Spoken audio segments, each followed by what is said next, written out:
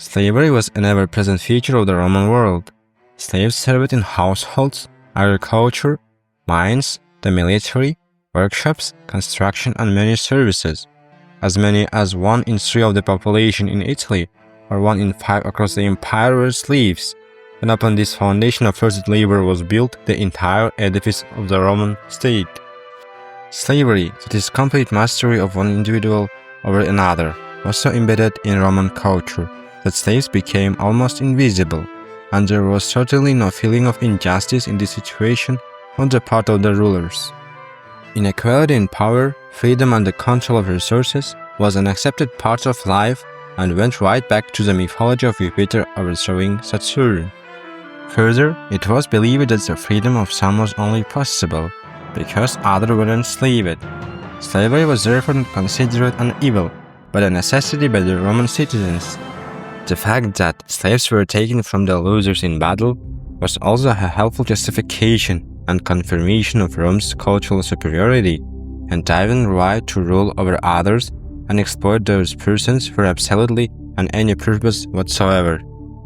Aside from huge number of slaves taken as were captives, slaves were also acquired via piracy, trade, brigandage, and of course other offspring of slaves as a child born to a slave mother.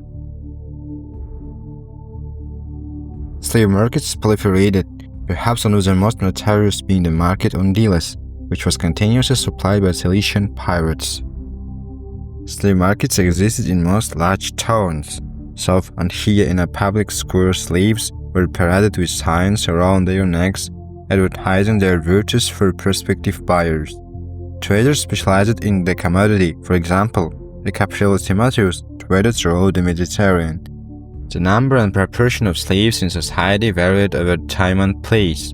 For example, in Augustan Italy, the figure was as high as 30%, whilst in Roman Egypt slaves made up only 10% of the total population.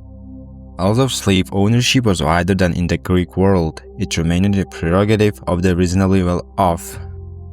A more modest Roman business owner, artisan or military veteran might own 1 or 2 slaves, whilst for the very wealthy, the number of slaves owned could run into the hundreds. For example, in the 3rd century CE, the prefect Pedanius Secundus had 400 slaves merely for his private residence.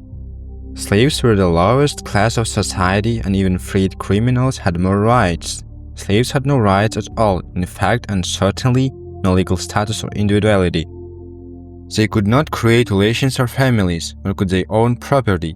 To all intents and purposes, they were merely the property of a particular owner, just like any other piece of property, a building, a chair, or a vase. The only difference was that they could speak. The only time there was anywhere near equality for all persons in Roman society was during the Saturnalia festival, when for a few days only slaves were given some freedoms usually denied them.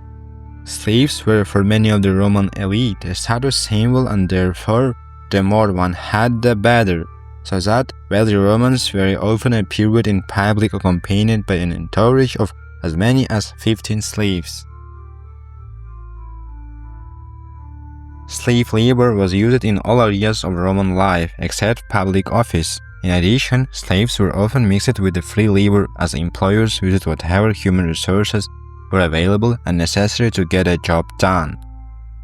If one could not find enough slaves or skills were needed, which only paid labor could provide, then laborers and slaves would work together.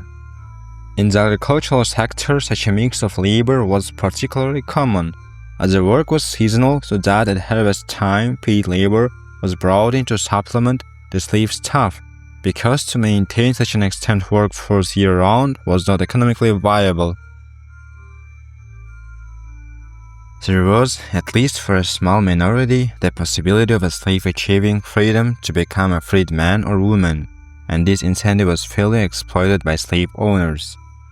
That manumission occurred is attested by the many ancient references, both in literature and art, to the presence of freed slaves. Freedom could be granted by the owner, but in most cases was actually bought by the slaves themselves, allowing the owner to replenish his workforce. Freedom could be absolute or might be limited and include certain obligations to the former owners such as inheritance rights or the payment of a portion of their earned assets. The freed slave often took the first two names of their former master, illustrating that manumission was rare, as a family name held great importance in Roman society, so that only the most trusted individual would be allowed to wear it. There is some evidence that slaves were better treated in the imperial period, as fewer wars resulted in slaves being in less ready supply, and therefore they increased in value, and it was recognized that harsh treatment was counterproductive, so that there were even laws which provided against excessively cruel owners. However, in practical terms, one can imagine that owners were at liberty to treat their property as they thought best, and the only real constraint was desire to maintain the value of the asset and not provoke a drastic and collective reaction from those enslaved.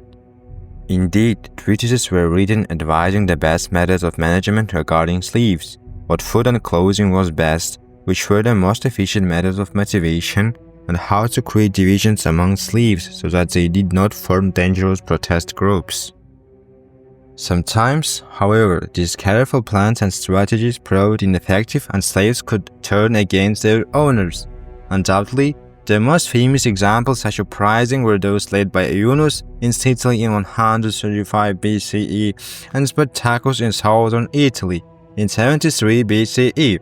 But slaves could protest against their lot in life in much more subtle ways, such as working more slowly, stealing, truancy, and sabotage. We have no records from the viewpoint of slaves themselves, but it's not difficult to imagine that, faced with the personal risk to one's health and relations one might have developed, there was not much a slave could do to change their lot, other than hope that one day freedom could be legitimately won. Thanks for attention and subscribe to get more videos. Just support me with your likes and comments for my future development.